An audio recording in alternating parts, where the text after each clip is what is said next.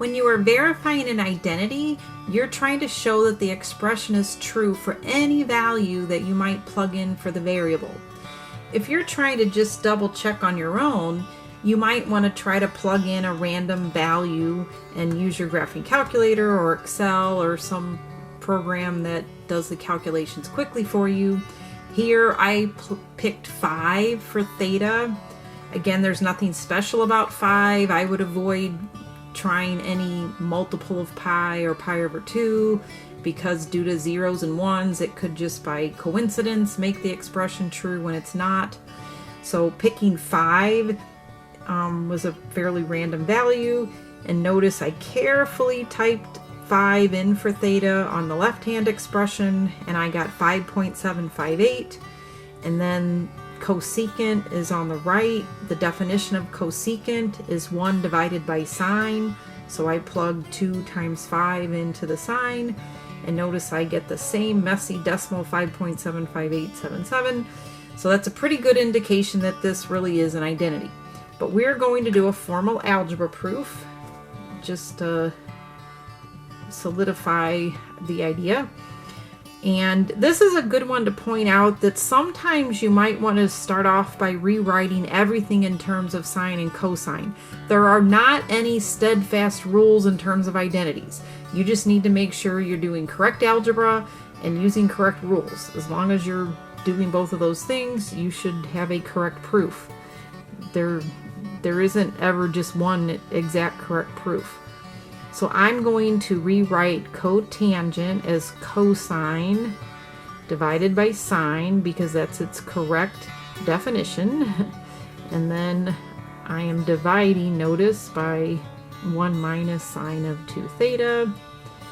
And I'll leave the right side alone for right now. I notice that I have cosine times cosine, so that's going to be a cosine squared over a sine, and then I'm dividing by 1 minus sine, but that's the same as multiplying by 1 over 1 minus sine of 2 theta, and then we had our minus 1 there. Don't forget the minus 1. Alright, so cosine squared's in the numerator, and remember how you could rewrite the Pythagorean identity? Cosine squared can be rewritten as 1 minus sine squared. So I'm going to rewrite the numerator as 1 minus sine squared.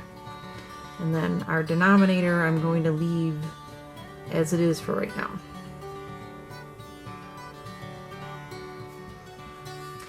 And then I'm going to use a rule from algebra about factoring a difference of squares. 1 is a square and sine is being squared.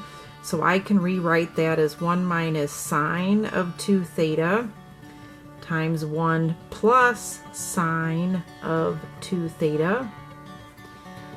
And in the bottom I have sine of 2 theta. And what do you know? I've got another factor of 1 minus sine of 2 theta. So this factor in the numerator can divide that factor in the denominator, and I am left with 1 plus sine of 2 theta being divided by sine of 2 theta. So I will write that down.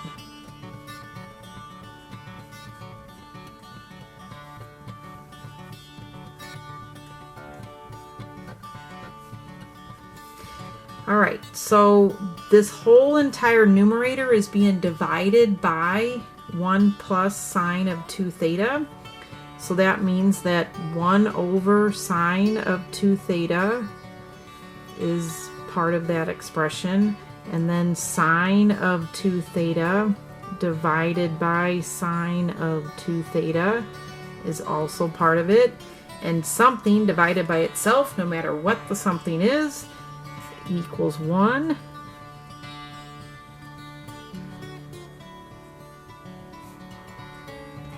And we had that extra minus 1 as part of our expression. So when I divided these to get positive 1, the minus 1 is going to subtract, and I get 1 over sine of 2 theta, And that's the definition of cosecant. So I have finished proving that my original expression is equivalent to cosecant of 2 theta.